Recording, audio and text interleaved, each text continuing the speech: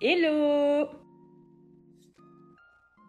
J'espère que vous allez bien. Aujourd'hui les amis, nouvelle vidéo dans laquelle je vais vous parler de mes favoris en matière d'art, que ça concerne l'illustration, le motion design, la musique, enfin bref, l'art d'un point de vue général. Je pense que cette vidéo pourra vous intéresser. Avant de commencer, il s'agit uniquement d'un coup de soleil. Je sais, c'est effrayant, mais je suis juste une Alsacienne qui allait se baigner et qui allait à la mer pour la deuxième fois de cette année. Ouais, je crois que c'est la deuxième fois cette année. Donc forcément, ça fait ce rendu complètement inégal sur l'ensemble de mon corps. Mais c'est pas grave, le plus important, c'est tous les illustrateurs et les illustratrices que je vais vous présenter dans cette vidéo. Donc, je crois que j'ai fait cette micro-intro et qu'on va commencer de suite. Je vais commencer par vous parler d'illustration et vous parler des personnes dont j'apprécie le travail en ce moment et voilà, 2-3 petites autres choses, vous allez voir. La première chose dont je voulais vous parler, c'est la plateforme Behance, qui est vraiment mon favori du moment. Jusque-là, j'avais tendance à utiliser Pinterest pour la recherche d'inspiration. Et c'est vrai que cette plateforme, je l'ai vachement mise de côté depuis la fac. Je me souviens que lorsque j'étais en fac, soit il y a à peu près 6 ans, je publiais mes projets dessus. Et après, je ne l'ai plus vraiment utilisé. Et là, récemment, je me suis remise dessus. Pour le moment, je suis un petit peu en tant qu'invité, visiteur. Je n'ai pas encore publié mes propres projets dessus. Parce que d'ailleurs, en ce moment, je travaille beaucoup sur l'illustration et j'ai vraiment envie de m'améliorer parce que je sens qu'il faudrait vraiment que je m'améliore un petit peu. Et ouais, donc je suis juste dessus pour moi pour chercher de l'inspi et je trouve que c'est beaucoup plus riche que Pinterest dans la mesure où tu as des projets beaucoup plus récents et tu as vraiment accès à toute la bibliothèque de l'artiste, mais également aux appréciations, au moodboard qu'il peut créer. Deuxième favori que je vais vous présenter, c'est ce zine que j'ai acheté dans une boutique vraiment trop cool lorsque j'étais aux Pays-Bas. D'ailleurs, je veux vous remercier pour vos retours sur ma vidéo des Pays-Bas. Pour ceux que ça intéresse, je vous recommande très vivement d'aller la voir parce que j'ai fait tous les visuels moi-même, bien évidemment, comme d'habitude. Et surtout, j'ai fait une bonne petite sélection de musique dedans. Il y a même du Peggy Gou, donc il y a moyen que ça vous intéresse.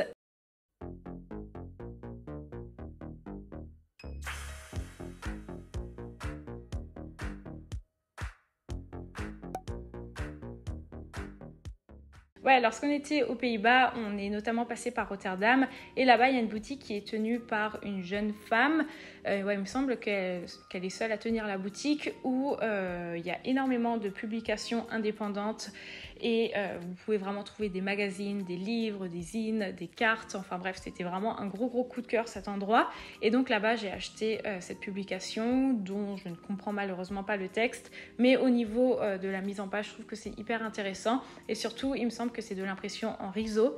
Et pour ceux qui ne connaissent pas l'impression en riso, c'est un procédé d'impression qui est assez particulier. Risograph prints one color at a time. You have to grab the color drum you want it to print with. It makes a disposable screen that wraps around the drum. This is called the master. This is the most resource heavy part of the process, so you wouldn't want to make a new master for each print. Autre coup de cœur que je veux vous présenter, ce sont ces 3 illustrateurs et illustratrices dont j'aime beaucoup le travail. Il y a tout d'abord Dae Kim qui est une illustratrice sud-coréenne et qui fait des illustrations qui, je trouve, ont l'air assez minimalistes dans leur exécution, mais qui sont vraiment sympas. Voilà, au niveau notamment de la palette de couleurs, je trouve que c'est assez jovial et que vraiment c'est le genre d'illustration que je pourrais carrément acheter en print pour par exemple décorer mon atelier. Sinon, il y a le travail de cette illustratrice qui est vraiment sympa. Là, c'est plus de l'animation. Je l'ai découverte sur Instagram parce qu'elle fait des des reels. J'ai une abonnée qui m'a envoyé un message pour me dire qu'il fallait que j'arrête de prononcer réel et qu'il fallait que je dise reels. Donc, je vais dire Reels. En fait, elle fait des Reels où elle crée son animation sur une musique. Et je trouve que c'est hyper sympa.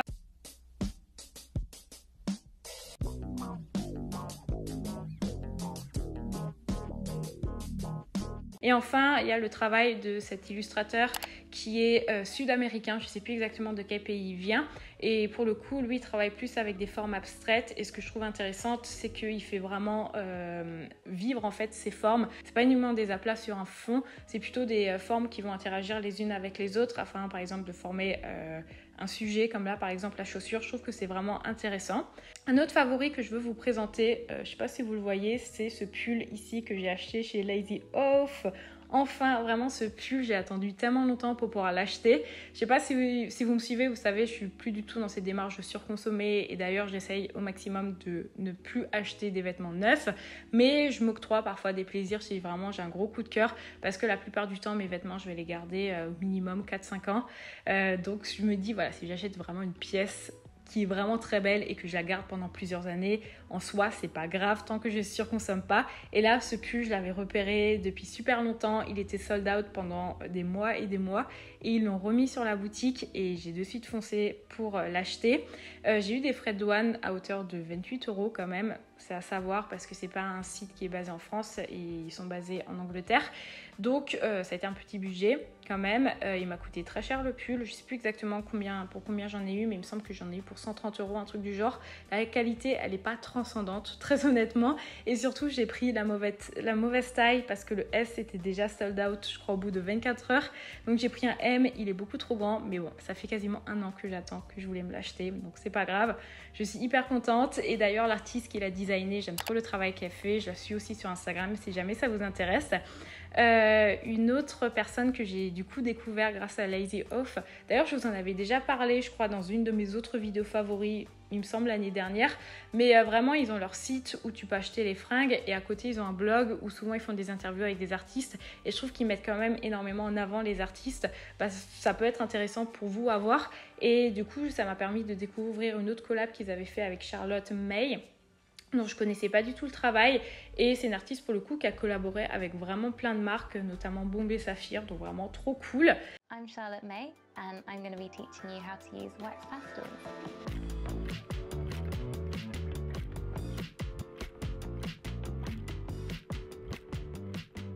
I'm an illustrator and artist. I work a lot in paint. I also make some sculptural pieces.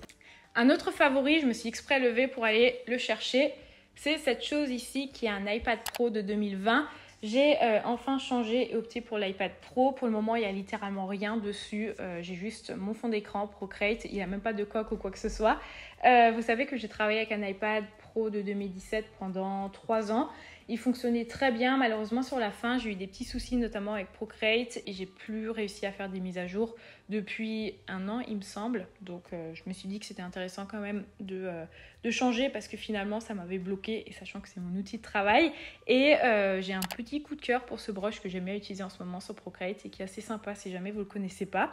Maintenant, je vais vous parler de favoris sur YouTube. Sur YouTube, il y a 2 personnes dont j'aimerais vous présenter le travail. Il y a tout d'abord le travail de Aurore Bay. Je la suis sur Instagram depuis assez longtemps.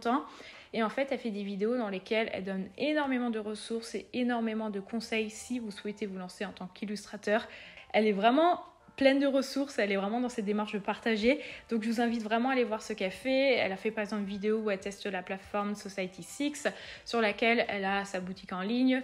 Elle a une vidéo où elle explique comment gagner de l'argent grâce à des illustrations, par exemple, que tu mets sur des plateformes d'images stock, je sais plus comment ça s'appelle, je n'utilise pas ça, enfin bref, vraiment trop cool son travail. Je vous recommande très vivement d'aller voir si vous avez besoin de conseils et si vous avez besoin de ressources.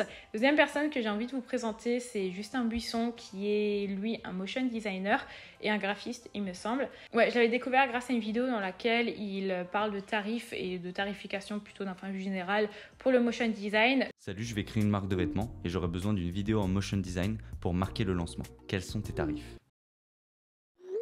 C'est à peu près comme si je disais, j'aimerais bien faire construire une maison. Ça coûte combien ? Là, récemment, il a fait une vidéo où il fait de la peinture. Ouais, il fait vraiment des vidéos hyper intéressantes dans lesquelles il montre comment il utilise le logiciel.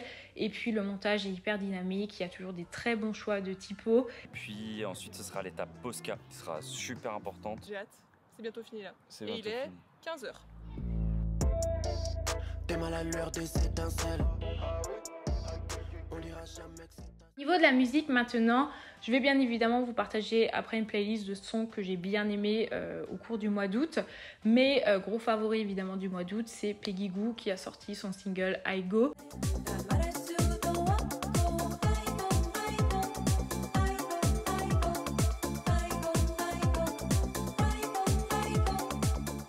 Et est-ce que je suis fangirl au point où j'ai acheté sa merch? La réponse est oui, j'ai acheté cette chemise les gars.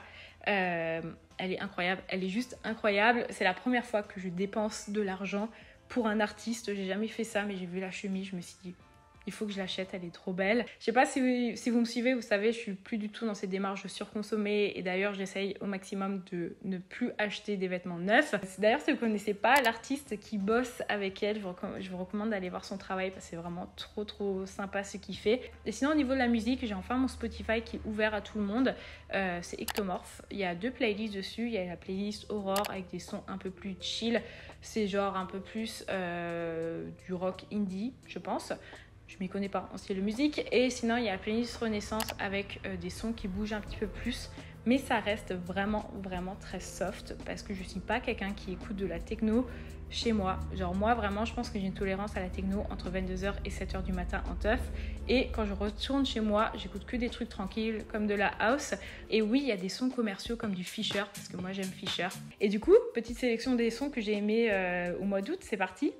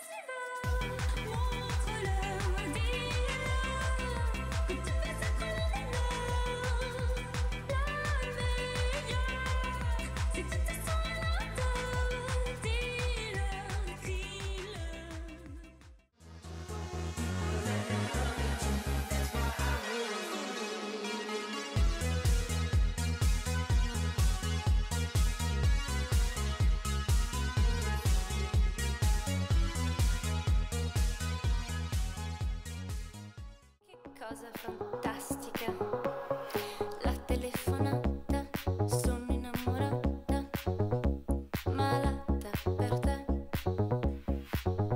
non capisco più niente, non vedo più la gente e non fa